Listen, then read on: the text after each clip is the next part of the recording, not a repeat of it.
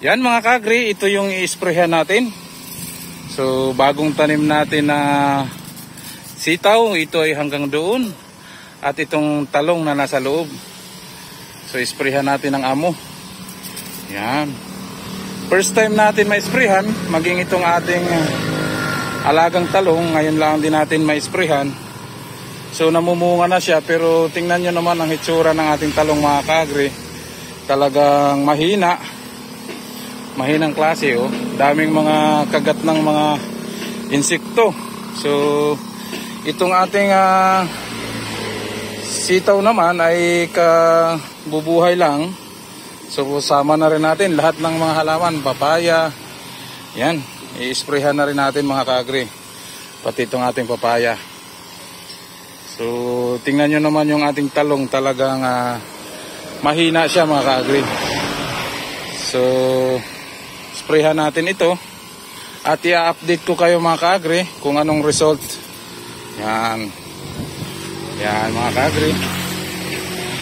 So dating tinaniman din natin ito mga kaagri ng sitaw. So lipas na. Pasok tayo mga kaagri. Yan, ito. Tingnan nyo yung hitsura mga kaagri. So mahina talaga siya kung makita nyo mga kaagri. At saka ang daming hayop. So naisipan ko, applyan ko ngayon kung talagang may pagbabago. Yan mga kaagri.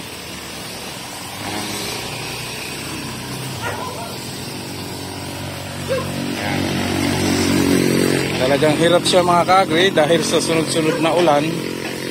Dito sa amin ay talagang paborito ng ulan. Laging inuulan. So itry natin. Mabuti pa ito mga kaagri. Kung tawagin nila dito itong San Fernando ay matataba. So hiyang yata siya sa tag-ulan. Pero ang ating talong, kung mapapansin nyo mga kaagri, talagang nahihirapan sila sa sobrang tubig. Yan, sobrang ulan. So tingnan nyo naman kaagri, namumulaklak na siya. Kaso ay talagang maliliit mga kaagri. Payat siya mga kaagri. Bayan. Tsaka ang daming piste. Napiste po yung mga lady beetle. Binutas-butas na. So itry natin ito kung kaya pang maisalba. Maisalba yan. Spray natin dito. Ang timing is early in the morning and late in the afternoon. Simula ng alas 5 ng umaga hanggang alas 9 ng hapon. At simula ng alas 4 ng hapon hanggang mataas. So yan po, inisprayhan na natin. Lalahatin na natin ito mga kaagring tanim natin dito. Yan. So ito naman yung mga sitaw natin mga kaagri. Hindi pa po na-sprayan yan. First time ma-sprayan ito mga sitaw natin. So lalahatin na natin yan. Yan. Katutubo lang po. So may sili rin tayo dito. So lahat na natin. Ang recommended mga kaagri ay yan, ating papaya. Recommended nito mga kaagri ay isang kutsarita na amo ay ginawa natin ng dalawa para tingnan natin kung talagang maganda. Kasi mahina pag isang kutsarita ay parang kakaunti.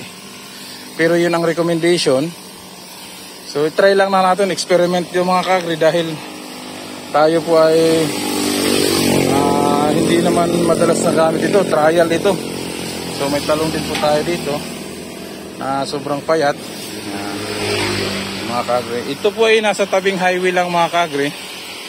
Before ay ginamitan ko ng amo yung sa malapit sa palayan, pero sa ngayon ay nakaraang tanim ko dito, walang gamit na amo mga kaagri. So sa ngayon ay ginamitan natin. Ito, may talong din po tayo na matanda na. Try natin. Butas-butas na rin po mga kaagri. So i-try natin ito. Yan. So magandang timing mga kaagri at walang ulan. Pinagbigyan tayo pero maya-maya niyan ulan yan. Siguro hindi naman mga ilang oras basta't ma-absorb na ng amo itong ni-spray natin, ma-absorb na ng halaman. siguro sapat na yun. Hindi na mahugasan. So maganda ang panahon ngayon. So itry natin ito kung talagang update ko kayo mga ka-agri kung anong resulta sa ginawa nating pag-spray ng amo. So yan yung luma natin mga ka-agri. Try din natin hindi ko muna tinanggal. Luma nating tinanim na sitaw. May mga kuwan pa dito mga ka-agri, mga datihan kong ampalaya na lipas na rin. So ating hinayaan lang siya. At mayroon tayong mga paggulayan pa. Dahon na lang habol natin. Ito naman mga ka-agri ay yung ating mga alugbati. So marami pa tayong alugbati mga ka-agri. Yan, hindi natin tinanggal dahil mapapakinabangan pa natin ang dahon niya. So ito yung mga bagong tanim na sitaw. So hindi sabay-sabay ito mga ka-agri tinanim natin para hindi sabay-sabay lumipas. Yan, ito yung katatanim natin ng mga sitaw mga ka-agri. Yan, sprayhan natin ng amo maski bata pa. Titingnan natin kung gaano. Yan, mga kalalabas lang itong ibang sitaw na ito mga ka-agri. Yan. So minor lang siguro natin.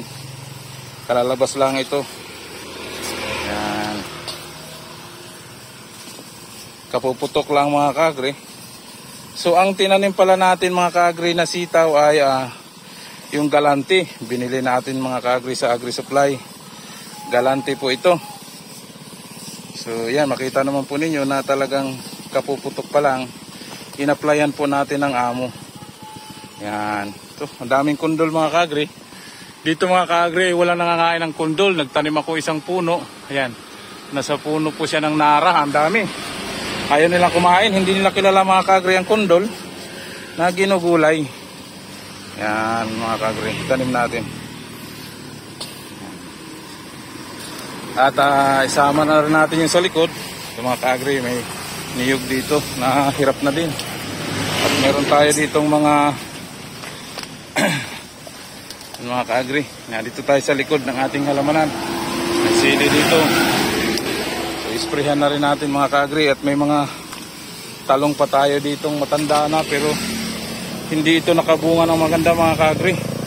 Tingnan mga ka-agri, payat. So may papaya tayong payat din.